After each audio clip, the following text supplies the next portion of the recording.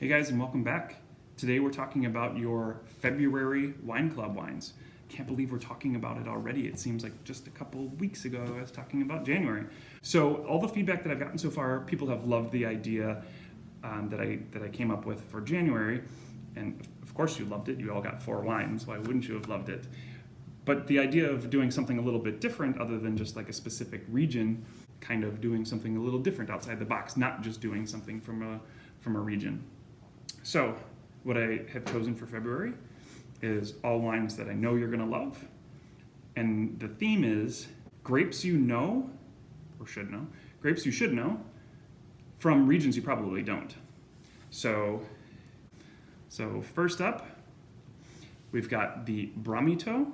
This is a Chardonnay, guys. I know I promised you wouldn't see Chardonnay, Pinot Noir, or Cabernet as part of the Wine Club wine. You're getting Chardonnay, Pinot Noir, and Cabernet this month. This is from, so Chardonnay we've heard of, yes. Antinori. Antinori is the name of the winery, one of the best known Tuscan wineries. They are one of the founding fathers, if you will, of the super Tuscan category.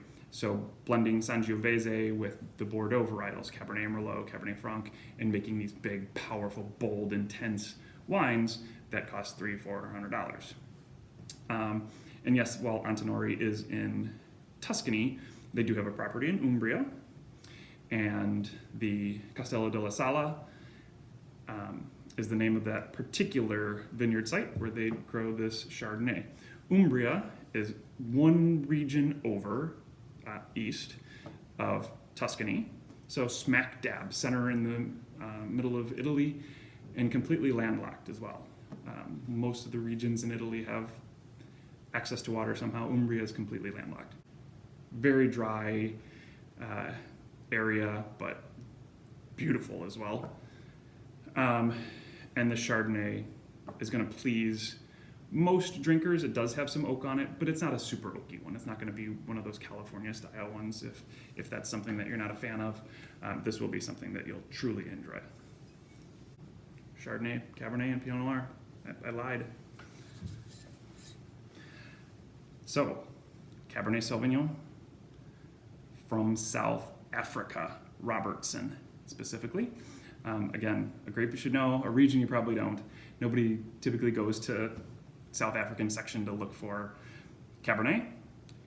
When I drank this wine, you guys, when I tasted it with the sales rep, when he told me the price, it's as good or better than anything from Napa at that same price point. Roughly a $30 bottle of wine. I love it, love it, love it. This is a really small producer. Since 2004, they numbered their bottles. They've created 18,666 bottles in 17 years. This is their 2018 Cabernet, and this comes from a particular vineyard site called Block A9. You're gonna see all of the intensity that you will in a domestic Cabernet. However, it has really good acidity, it has really good tannins, it's just incredibly well balanced and not over the top, as I find some of the domestic ones to be. So hope you enjoy the Arensig Cabernet Sauvignon from Robertson. And Pinot Noir. Again, I'm a liar, sorry. I found this wine to be incredibly amazing. Cave de Ribeauvillé, that's the name of the winery. This is a fairly sizable winery, 580 acres or so. That's a big winery, located in Alsace. Alsace is northeast France, right up against Germany, formerly part of Germany. So since this was formerly part of Germany, you see a lot of similar grapes, and even the bottle shapes tend to reflect the Germanic history. The buildings are very Germanic looking, and it's a very cool region. So they pretty much grow exclusively white grapes, but they do grow a little bit of Pinot Noir, and Pinot Noir does do well in a cooler climate because it's a high acid red grape and a thin skin, so that helps. So this is their Pinot Noir, and this right here, this is the verbiage right there. It says Ludi Kugelberg. So Ludi is basically like another word for a vineyard site. It's not quite as specific as vineyard, but not quite as broad as appellation.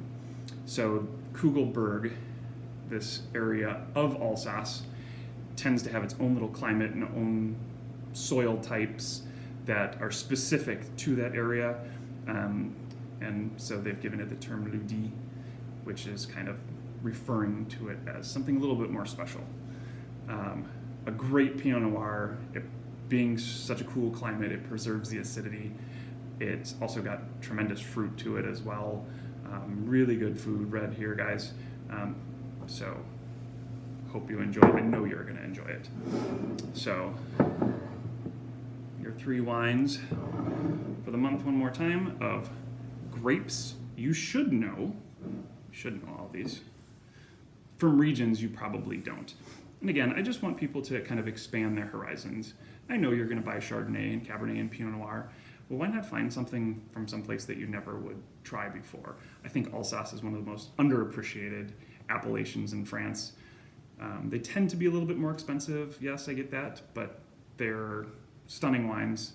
So one more time, the Cave de Ribeauvillé Pinot Noir, the Orensig from South Africa, Cabernet Sauvignon, and the Bramito Chardonnay from Umbria, Italy.